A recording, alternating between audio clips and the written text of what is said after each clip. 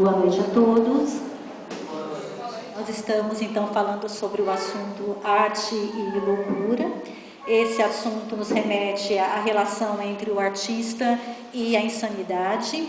Essa insanidade e esse artista, ele muitas vezes não tem uma relação direta, mas uma relação de nominação, né? Nós muitas vezes nominamos as coisas por uma questão linguística e isso acaba se tornando uma verdade. Então a discussão que nós vamos fazer hoje é dessa relação entre arte e loucura. Meu nome é Vera Borges, eu sou professora de filosofia e essa relação ela começa desde a antiguidade. Nós vamos buscar então o viés histórico dessa relação e ao mesmo tempo nós vamos buscar também os artistas que pintaram a loucura e os artistas que foram considerados loucos e os artistas que em algum momento se tornaram loucos, mas nós vamos sempre dissociar a arte da loucura, não é?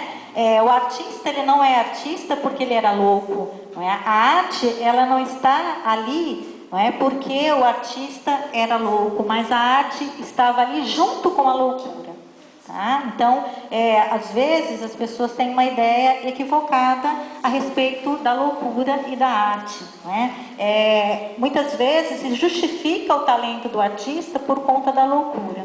A loucura está devido à sensibilidade. Então, nós vamos definir então, a arte aqui, não a arte do consumo, a arte que se transforma em mercadoria e o artista que se prostituiu. A arte que nós estamos discutindo aqui é do artista que quebra paradigmas, ou seja, do artista que vai além, do artista, então, que tem uma informação para passar para a sociedade. Então, esse artista, muitas vezes, ele não é reconhecido no seu tempo, porque ele está além do seu tempo. Ele, muitas vezes, ele é visto durante o seu tempo como alguém deslocado do seu tempo. Então, existe ali um preconceito em relação a esse artista. Então, quando nós definimos, não é, a arte, nós estamos definindo aqui para discutir essa arte em termos do artista que vai inovar. Não é? Não vamos definir aqui a arte como qualquer arte, ou seja, tudo que é produzido e vendido como arte. Mas sim, não é? Villa-Lobos, não é? E todos os artistas que incomodam. Então é essa arte que nós vamos tentar iniciar esse processo de entendimento dessa arte. Então, a arte, ela é uma forma de intuição, uma forma de demonstrar, não é, o meu olhar sobre as coisas que existem no mundo. Então, o artista, quando ele está expondo a sua obra de arte, ele está passando para o outro o seu olhar sobre determinados conceitos, determinados valores que ele tem no mundo. Então, essa arte, ela é uma arte engajada no seu contexto histórico, na sua interpretação do mundo e no seu mundo interior. Então, muitas vezes, esse artista do qual eu estou falando, que é o artista que ele quebra paradigmas, ele não é entendido porque o seu mundo interior e o seu olhar é um olhar que não se tornou o olhar do rebanho. Ele vê diferente das outras pessoas, por isso que ele não é entendido. Então, quando você tenta se aproximar dessa arte, você já vai com um preconceito, você vai com o olhar da normatização. Então, você vai com o olhar do que é o seu conceito de arte. Um exemplo que nós temos ali, né, é o Luiz Guides. Luiz Guides, residente 20 anos no Hospital Psiquiátrico São Pedro, faleceu com 81 anos em 2010. Mostrou como, mesmo imerso na alienação, pôde expor seu universo com imaginação e criatividade em seus 3.700 trabalhos em cartolina e guache.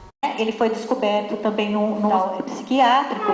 Ele é uma pessoa que ele expõe o seu inconsciente através da arte, não é? Ele foi descoberto como artista dentro de um hospital psiquiátrico. Ele então pinta, só que ele tem nojo, ele tem asco daquilo que ele pinta, porque é o seu inconsciente. Aquilo que ele não considera algo que seja merecedor, não é? Então, por todas as vezes que ele pinta, ele se desfaz daquilo. Então, ele entrega aquilo para o enfermeiro, não é? E esse acervo vai sendo colocado, não é, dentro do acervo do hospital, mas ele não fica com nada, não é? Então, ele se desfaz daquela obra. Então, esse tipo de arte é uma forma de cura ou libertação, né, do inferno interior desse artista, não é, que está, no caso, no hospital psiquiátrico. essa arte, a gente precisa passar para uma historificação da loucura. Então, quando a gente vai entender a loucura, a gente vai entender que a loucura, ela é chamada de loucura porque em algum momento alguém se sentiu normal. Então, quando você tem o parâmetro da normalidade, tudo que não é normal é louco, né? Então, eu tenho dois fatos assim que me colocam também como filósofa e louca, porque esse rótulo também é contínuo, não é? Quando eu decidi fazer filosofia, o meu pai chamou o diácono para conversar comigo, porque era muito estranho que a filha caçula dele fosse se tornar filósofa, ele que é um católico fervoroso, não é? Logo fazer filosofia, que é uma coisa de gente maluca, né? E recentemente eu estava no aeroporto e um senhor chegou para mim e falou: de onde você está vindo? Eu falei que estava vindo da Federal de Cuiabá, que eu fui visitar meu filho. Ele falou: ai, que pena que essas universidades estão cercadas de malucos, esses filósofos que atrapalham e fazem greve. E eu falei: então, eu sou professora de filosofia, fui visitar meu filho. Ele falou assim: então, tá frio aqui em São Paulo, né? Então, esse rótulo do maluco como artista, como filósofo, como o contraventor das ordens, né, que se impõe como normalidade. Então, o Foucault, ele vai fazer isso. O Foucault, ele vai, então, fazer uma historiografia, né, ele é um filósofo francês estruturalista, então ele vai buscar na história da humanidade como que se deu a história do louco. Então, de acordo com tudo que ele foi estudando, que ele foi pesquisando, ele viu que essa questão do louco e de outros conceitos também, eles passaram por uma modificação, uma racionalização daquilo que eu queria controlar. Então, o louco para Foucault nada mais é do que uma pessoa que em um determinado momento, né, foi analisada como alguém fora do que se propõe as relações de saber, poder e corpo, e alguém que tinha que ser controlado, porque essa pessoa ia incomodar de alguma forma as ordens naturais.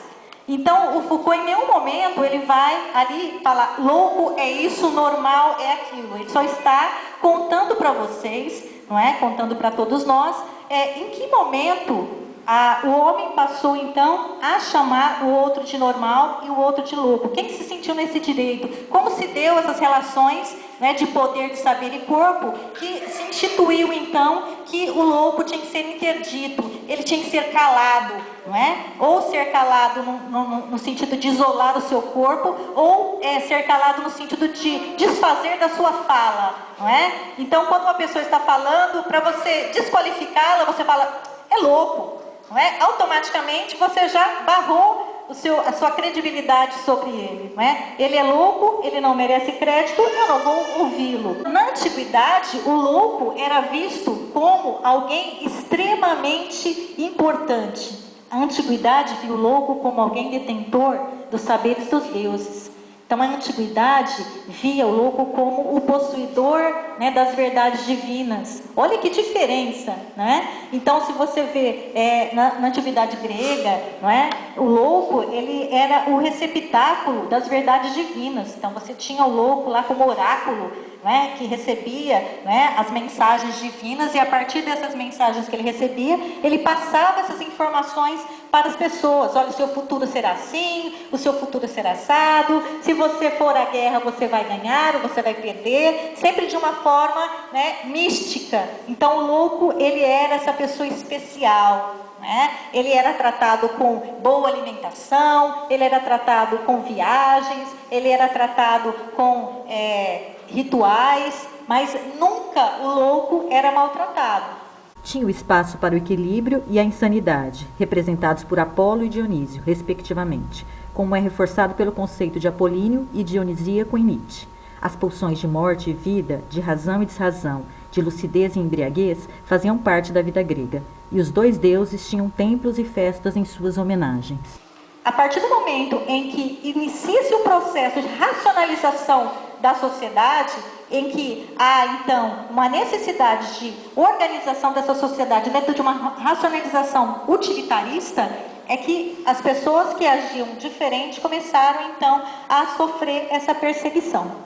Essa perseguição que essas pessoas começaram a sofrer era justamente o fato delas não se enquadrarem dentro daquilo que a sociedade chama de normal.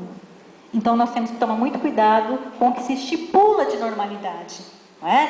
É normal a violência, é normal, não é, o abuso, é normal a agressão. Então a normatização, ela acaba definindo então, né, essa questão do louco, né? Então na antiguidade, essa divinização da loucura acaba fazendo do louco alguém que tinha um patamar, um status dentro dessa sociedade de respeito. Então essas pessoas ficavam em locais especiais, essas pessoas acabavam então sendo tratadas com essas observações em que eles deveriam ser ouvidos, né? Então o louco deveria ser ouvido, porque ele não era tratado como louco, né? Mas alguém que tinha sido escolhido pela divindade. Na Idade Média começa a haver um problema, né? O problema chama-se bode expiatório. O que é bode expiatório? Então nós temos um problema chamado, né, na Idade Média, no período de trevas. Esse período de trevas, então, ele é acometido, né, de invasões, de insegurança, de medo da morte, e aí a gente tem que culpar alguém por isso. Então, nós culpamos aqueles que não seguem, então, os deuses. E no caso, o Deus estabelecido para ser seguido na Idade Média era o Deus cristão, que era o Deus único, e todos aqueles que não seguiam aquele parâmetro eram considerados endemoniados. Então, na Idade Média, o louco passa de sagrado a profano. Heresias era como o clero chamava todo o comportamento fora dos dogmas da Igreja Católica no período medieval. Podia ser uma risada inadequada ou a crença de que Jesus tinha irmãos. Todas as heresias deveriam ser julgadas e dados os castigos para purgar esses pecados. Então, ao invés de ele estar recebendo deuses, na verdade ele estava recebendo o demônio. Então, nós vamos ter que dar um jeito nessa pessoa. Não é? Essa pessoa, então, ela vai ter que ser interdita. E como que a gente vai fazer isso? A gente vai tentar tirar o demônio dessa pessoa. Como é que a gente vai fazer isso? A gente põe fogo nela. Não é? Se não der certo, a gente tortura essa pessoa. Ela tem que colocar para fora. Ela tem que nos dizer que está arrependido. Então eu vou perseguir quem? As prostitutas que usam o seu corpo de uma forma inadequada. Eu vou perseguir, então, os vadios que não trabalham para a igreja. Eu vou perseguir todos aqueles que se colocam de forma inadequada em relação aos valores cristãos. Então, durante a Idade Média, o louco, não é, ele era colocado em verdadeiras barcas, e essas barcas, elas andavam pelos rios perdidas, não é? E todas as pessoas que estavam contrários, então, aos valores cristãos estabelecidos, eles eram colocados nessas barcas, andavam perambulando pelas ruas, eram cuspidos, xingados, não é? Até que começou a surgir, então, o período de Inquisição, onde essa perseguição se tornou cada vez mais ferrenha, e esses loucos então passaram a ser presos, todos aqueles, né, que eram considerados homossexuais, prostitutas, alcoólatras, mendigos e loucos mesmo, né, enlouquecidos por todos esses, né, parâmetros estabelecidos então no período da Idade Média. Então o louco era todo aquele que estava fora do que se enquadrava como normalidade para a Idade Média. Só que o tratamento que era dado ao louco agora é um tratamento de purificação. Nós vamos purificar. Primeiro vamos purificar ele de dentro da sociedade, tirando ele e colocando ele em lugares isolados, como um leproso. O louco, não é, era como se fosse um leproso. Ele teria que ser isolado, porque a loucura pega, não é? Porque o demônio poderia sair dele e entrar em você. Então vamos fazer, não é, tudo que for possível para fazer esse exorcismo desse louco. Se ele então escarneia, se ele então ri, se ele então faz qualquer ato, qualquer tipo de demonstração de desequilíbrio, então ele é castigado. São Gutilac, século VIII, monge asceta inglês, era famoso por entender as línguas sibilentes e realizar exorcismos. Muitos rituais de extrema técnica e crueldade utilizados no período medieval pela Igreja como pretexto de purificação, posteriormente foram reproduzidos pelos hospícios na modernidade em nome da ciência. Aí nós temos um exemplo, né, de um tipo de exorcismo em que se fazia, esse padre então, ele falava com o demônio, ele era o único que falava com o demônio nessa região, e ele tinha um cinto, ele amarrava esse cinto na cintura do louco e ia apertando até o demônio sair, não é? E o demônio saindo falava com ele, não é? E se o louco ainda conseguisse resistir, não é, a todo esse aperto desse cinto, ele estava liberto. Mas em geral, não sei porquê, não é? Depois desse ritual, o louco estava liberto, mas da vida também, não é? Acabava morrendo e o padre ficava feliz porque ele tinha morrido e ido para o céu, porque o demônio já tinha saído e falado com ele a respeito disso, não é? E o padre não era louco de falar com o demônio, não é? Só o indivíduo que estava endemoniado que era louco. Então, quem determina o que é louco, não é? Ou quem está louco, não é o poder. É o poder estabelecido naquele momento, o discurso do poder. Então, eu estabeleço. Não é? Então, quando eu estou andando na rua e aponto o meu olhar para uma pessoa e digo, nossa, que coisa de louco, então eu sou normal e o outro é o louco. Então, nós temos os nossos conceitos do que é certo, do que é errado, quais os valores a serem estabelecidos, e aí o outro é louco. Para os terroristas, louco é aquele que é contra a religião dele. Para nós, louco é aquele que é o terrorista. Então, cada um tem o seu valor de loucura e eles vão utilizar, então, esse valor para fazer o seu trabalho, o seu julgamento. Então, é muito perigoso esse julgamento, porque durante a Idade Média, milhares de mulheres foram para a fogueira, consideradas loucas, milhares de pessoas por bruxaria, por alquimia, e então, muitas pessoas acabaram sendo queimadas, vivas, porque eram consideradas loucas. Aí nós temos o Blanche. O Brant, então, vai escrever um poema maravilhoso, Anal dos Loucos, que ela vai ser depois retratada por vários artistas plásticos da época e até recentemente. Essa Anal dos Loucos é uma sátira que o Brant faz, e aí ele coloca dentro dessa anal todas as pessoas que se consideram normais. Então, nessa anal, ele carrega as pessoas que são arrogantes, prepotentes, extremamente religiosas, extremamente limpas, extremamente organizadas, extremamente verdadeiras. Então, todas as pessoas que são extremamente boas, elas são colocadas na anal do louco, porque ele está fazendo uma crítica justamente à hipocrisia da sociedade, que retira da sociedade aquele que ele desqualifica como alguém que merece viver em sociedade e coloca essa pessoa no rótulo de louco. Então, vários artistas plásticos vão, nesse período, retratar essa loucura através dessa poesia, desse texto do Brandt. Um outro artista plástico, nesse momento também, que trabalha satirizando a loucura e também utilizando a própria loucura da religião para o seu crescimento, é o Goya. Então, o Goya era um artista plástico extremamente meticuloso, ele pintava maravilhosamente bem, porém, ele discordava da hipocrisia da religião. Então, ao lado dos quadros maravilhosos que ele fazia iluminuras e também fazia xilogravuras, onde ele satirizava a igreja. Nas próprias obras dele, ele utilizava muitas vezes prostitutas e bêbados, para poder, então, pintar, como Caravaggio também fazia. Caravaggio também foi uma pessoa extremamente problemática, ele morreu com psicose, abandonado em uma ilha. O Caravaggio também pintava dessa forma, satirizando a igreja, a hipocrisia. Ele utilizava também o rosto das prostitutas nas santas.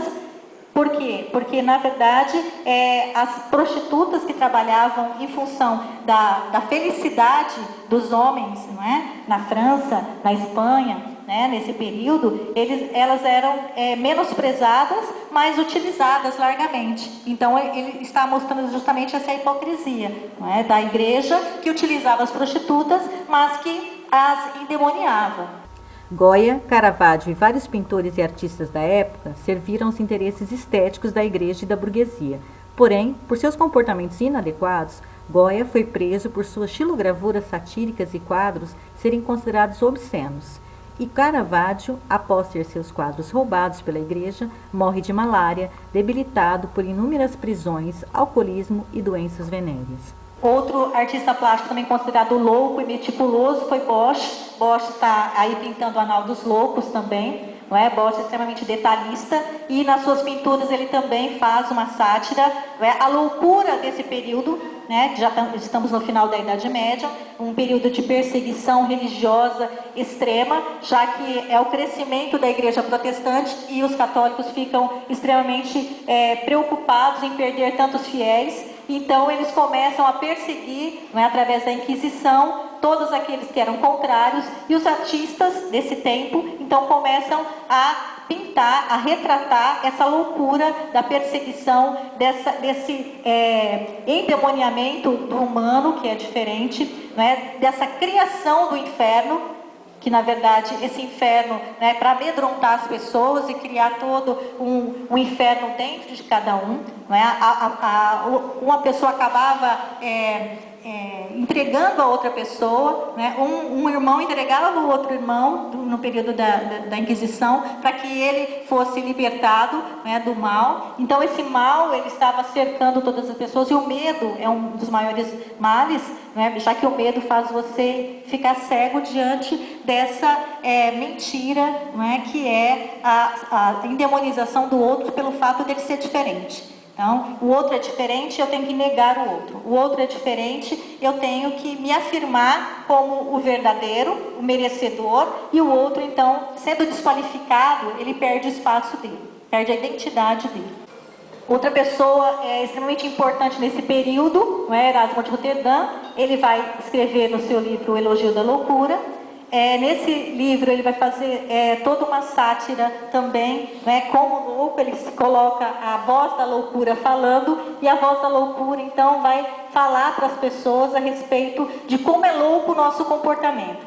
Vamos analisar. Nós acordamos todos os dias, fazemos as mesmas coisas, dormimos. Acordamos no outro dia, fazemos as mesmas coisas e dormimos. Se nós não estamos felizes, nós tomamos um comprimidinho para ser feliz. Ou nós bebemos uma bebidinha para ser feliz. Ou nós usamos uma pessoa para ser feliz. E nós achamos que nós somos normais. Louco é o outro. Não é? Então ele vai fazendo essa sátira, ele vai falando de cada comportamento do ser humano, e cada comportamento ele vai mostrando como, pensando que somos racionais, somos malucos. Nós trabalhamos o mês inteiro para pegar o dinheiro e devolver esse dinheiro para alguém. Alguém trabalha o mês inteiro, pega o dinheiro e guarda para si? Não. Você pega o dinheiro e esse dinheiro já está comprometido. Qual o seu sonho? Trabalhar mais um mês e comprometer o seu dinheiro de novo. E trabalhar mais, e ter menos tempo. E se ocupar cada vez mais. E louco é o outro, que é vagabundo, que fica à toa. Esse cara não tem perspectiva, ele é um maluco, ele não trabalha. Olha lá, eu trabalho tanto. Então, essa loucura de nós termos vendido o nosso tempo e não termos tempo de ser feliz de verdade, e podermos comprar nossa felicidade num comprimido, num copo de bebida, num cigarrinho de maconha, não é? Essa é a loucura da contemporaneidade. E aí ele vai citando também, né, Foucault vai citando a loucura na modernidade, que é quando o louco começa a ter problemas reais. Porque eu começo a valorizar então, né, no pensamento cartesiano, penso, logo existo. E o louco pensa?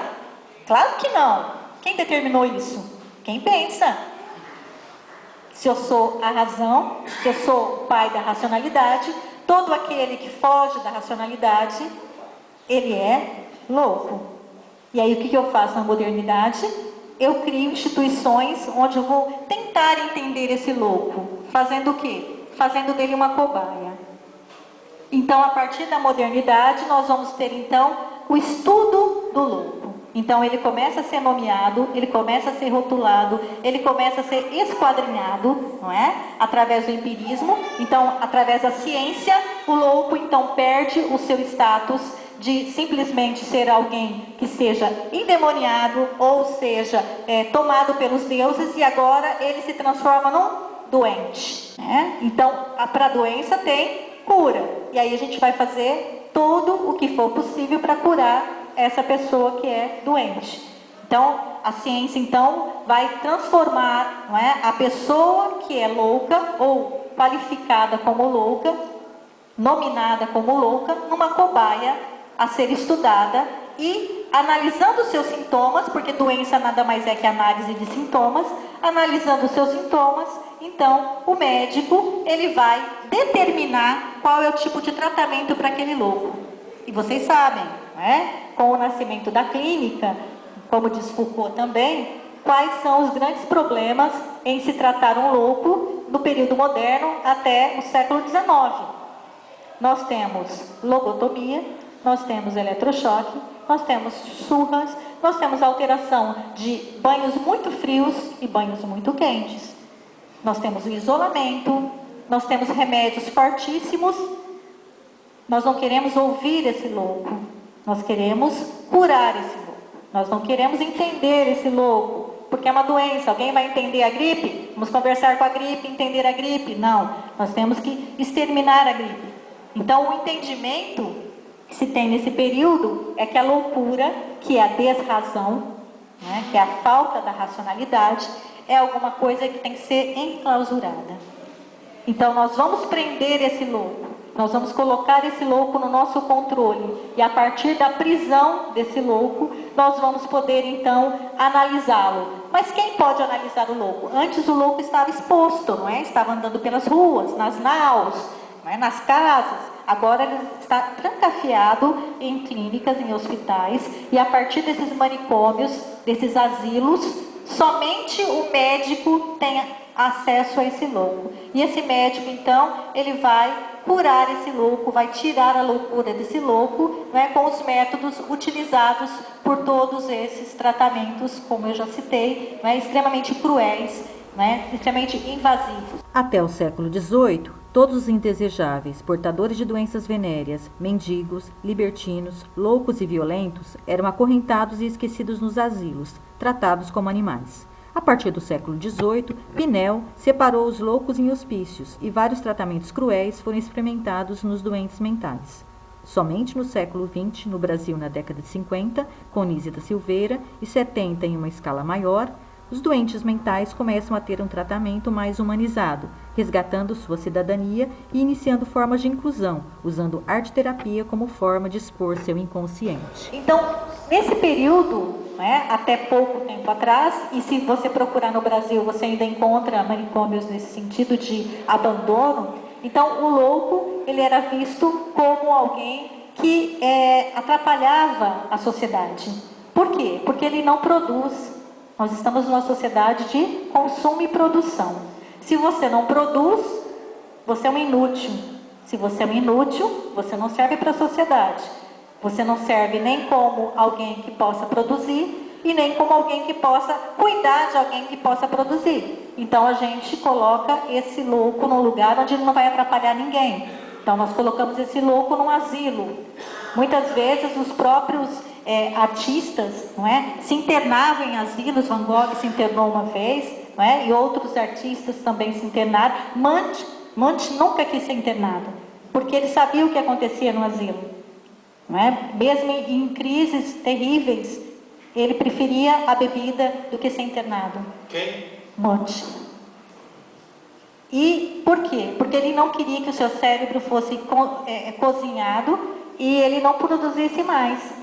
Então a maioria dos artistas tinha medo da internação justamente pelos efeitos colaterais que havia no tratamento, que atrapalhava o que ele tinha de melhor, que era a produção. A loucura diagnosticada na maioria desses artistas, rotulados como loucos, eram a ansiedade, o maníaco compulsivo, as epilepsias, a ansiedade, a esquizofrenia, as depressões e variadas compulsões. Alcoolismos e vícios em drogas também estavam relacionadas a essa loucura.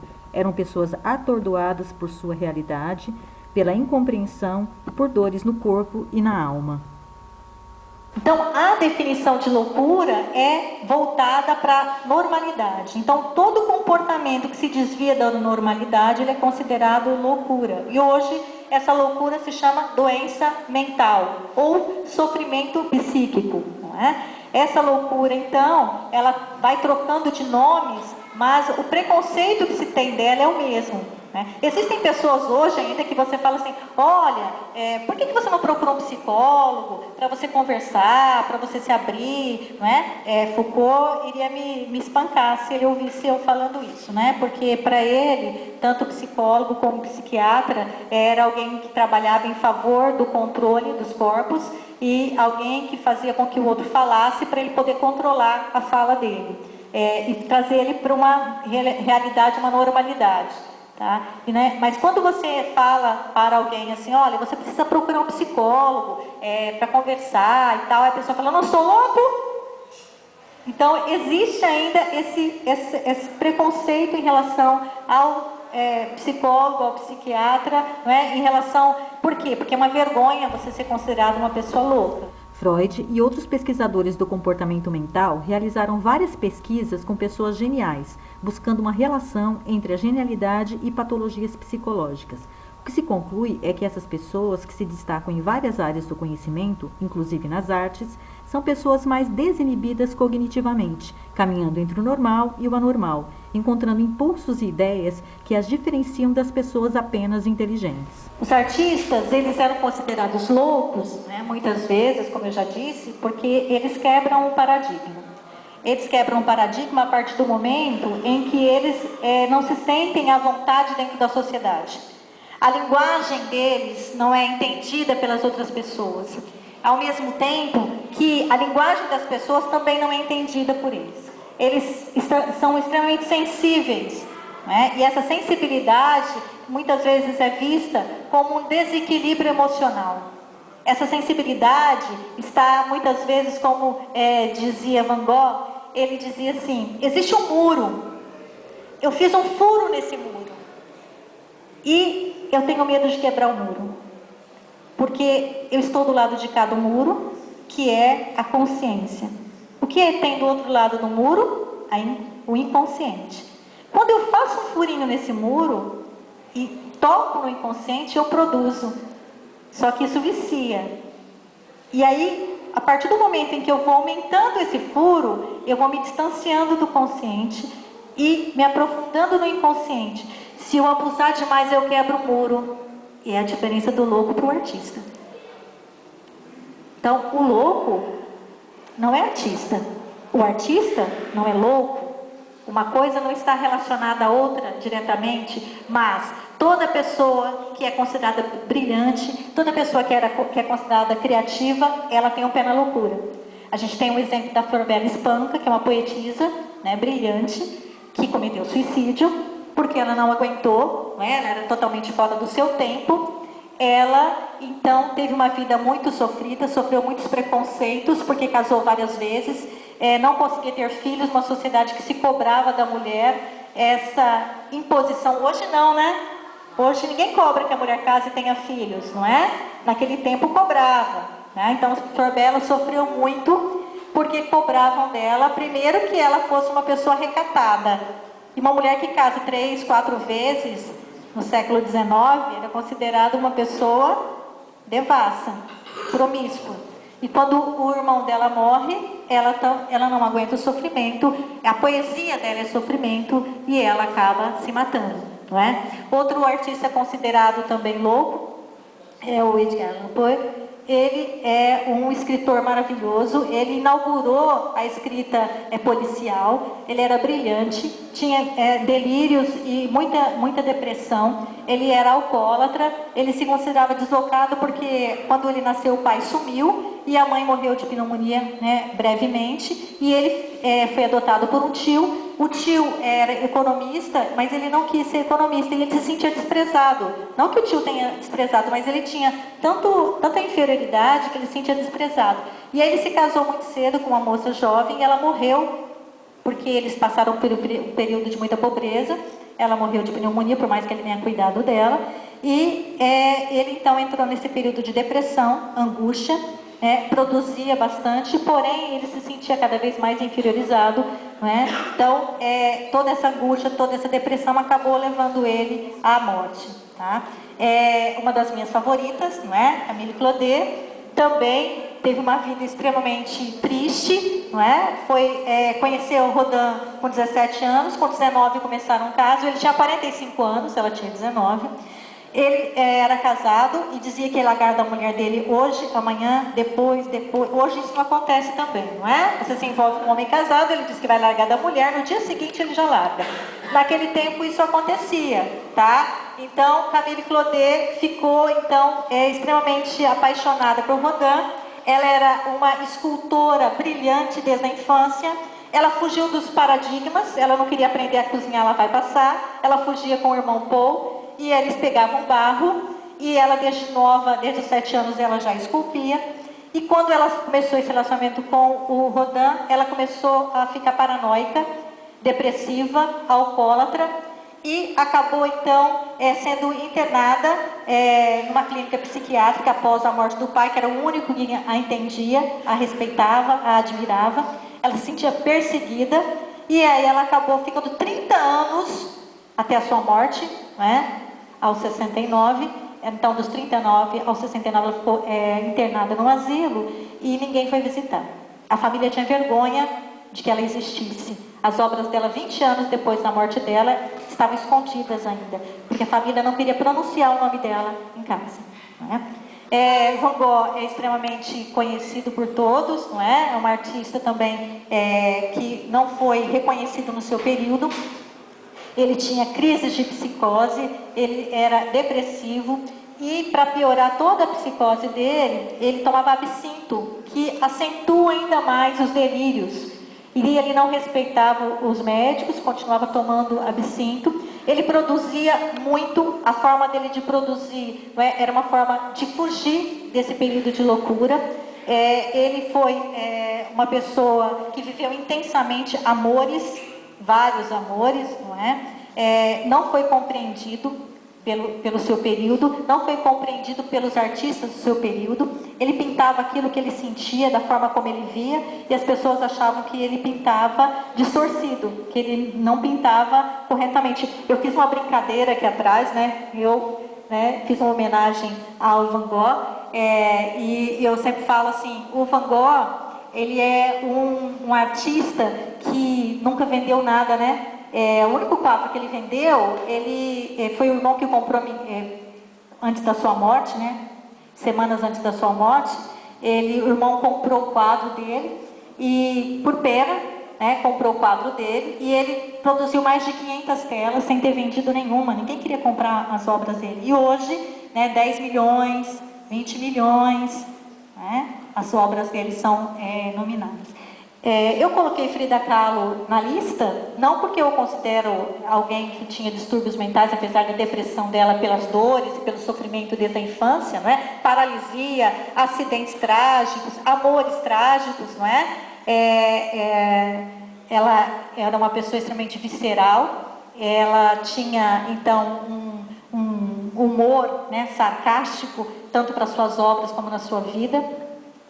Salvador Dalí também foi colocado, né, assim, porque ele era uma pessoa considerada excêntrica, né? Ele não só era uma pessoa difícil de lidar, também amores, né, vários, né? Eles viviam muito dentro da bissexualidade, né? Existiam relacionamentos tanto com homens como com mulheres, com uma fuga e uma necessidade imensa de serem aceitos, de serem amados. Eles tinham essa carência, não é? O Salvador Dalí, ele se considerava o surrealismo. Ele não era pintor surrealista, não é? Ele debochava dos surrealistas, tanto é que ele foi colocado para fora da associação surrealista, porque ele falava, eu não pinto surrealismo, eu sou o surrealismo, não é? Ele era a própria figura do surrealismo, então ele pintava aquilo que vinha dos sonhos, das fantasias dele, dos problemas sexuais que ele tinha, dos problemas de relacionamento com a família, né? Então todos esses, ele foi apaixonado por Gabriel Garcia Lorca, né? E esse amor, como Garcia Lorca foi morto devido à Revolução Espanhola, ele ficou enlouquecido quando Gala, né, que na verdade era a esposa dele, mas funcionava mais como mãe ali, aquela relação, não é? Morreu, ele entrou em profunda depressão. E esses artistas, então, eles representam toda essa loucura que é viver intensamente numa época em que você não é aceito, não só pela figura das suas obras, mas também pelo seu comportamento social. né? A loucura está sempre sendo relacionada com o alcoolismo, a loucura está sempre sendo relacionada com o uso de drogas, né? E essa relação se dá como uma forma de fuga. Então, ressaltando, o artista, ele não pinta porque ele é louco, mas ele pinta com uma necessidade de colocar para fora a sua loucura, né? Não é todo louco que pinta. Quem teve a experiência de trabalhar já com o hospital psiquiátrico e com pinturas, né, dos internos do hospital sabem disso. A arte, ela se dá não por conta da loucura, né? Mas quem é artista, ele está furando esse muro entre o consciente e o inconsciente. E é uma linha tênue que se dá entre você ser considerado louco ou você ser considerado uma pessoa normal. Não poderia fugir dessa lista, né? Arthur Bispo do Rosário, que era Jesus. E que uma voz falava para ele o que ele tinha que fazer. E que ele fez esse manto para o dia do juízo final. E que ele escrevia tudo o que ele sentia. E que ele sabia que ele ia ter crise e falava assim para o enfermeiro, ó, me tranca por fora. E só abre quando você vê que eu estou calmo. Né? E ele burlava também, por ele ser uma pessoa muito forte, ele tinha sido militar, né? Muito grande, muito forte, e ele ajudava a tomar conta dos internos. Então, quando eles vinham com tratamento de eletrochoque para ele, ou lobotomia, ele falava assim, não, eu ajudo vocês não podem fazer isso comigo. Então, ele acabava driblando esse tipo de tratamento que poderia piorar, né, a sua criatividade, a sua emoção, a sua ligação com Deus, que ele falava que ele ouvia vozes, por isso que ele foi internado, né? Na verdade, ele trabalhava normalmente, e aí um certo dia ele chegou para o patrão dele e falou assim, olha, Deus falou comigo, eu sou Jesus, e eu tenho que anunciar a boa nova. E aí, o patrão dele então falou, vai falar com o padre. E o padre o internou no hospício, né, com 29 anos, e de lá ele não saiu mais. Tá? Mas ele teve esse privilégio de, dentro do hospício, então, conseguir passar a sua arte. E aí eu tenho 2 exemplos de filmes que trabalham com esse tema. Enquanto o filme Bicho de Sete Cabeças denuncia o método desumano de tratamento nos hospícios no Brasil nos anos 70, o filme Nice, O Coração da Loucura, inaugura em plena década de 50 um novo olhar sobre a doença mental e o paciente, chamado por ela de cliente, desenvolvendo pela arte e pelo amor um trabalho buscando a imagem inconsciente, onde descobre o talento de vários internos, criando ateliês de arte, inaugurando o Museu do Inconsciente e sendo reconhecida mundialmente como uma mulher que revolucionou o tratamento psiquiátrico no Brasil. Bicho de Sete Cabeças. O Bicho de Sete Cabeças, ele vai falar que como a pessoa tem dificuldade de lidar com o tema maconha, né, com o tema droga. Então o pai vê o filho usando o baseado e vamos nos livrar do problema, vamos interná-lo no hospício. Então ele é internado e ele passa por todas as torturas e constrangimentos, né, de um tratamento psiquiátrico para um louco, né, sendo que ele era só um jovem que usava maconha. E aí, Anice é um outro filme, né, de um trabalho maravilhoso que foi feito por essa psiquiatra, né, que foi aluna, né, conheceu Jung, foi uma aluna dele, e ela então trouxe toda uma inovação para o tratamento psiquiátrico, no momento então em que ela traz para esse tratamento a necessidade das pessoas porem para fora o seu inconsciente. Então, o retrato do inconsciente, não é, trazido pela experiência dela, traz uma humanização do louco. Então, o louco não é aquele que tem que ficar escondido, o louco é aquele que tem que colocar para fora a sua emoção. Esse louco, ele tem que ser tratado como um ser humano. Então, o louco, muitas vezes, é aquele que não consegue se comunicar, porque ninguém quer ouvi-lo.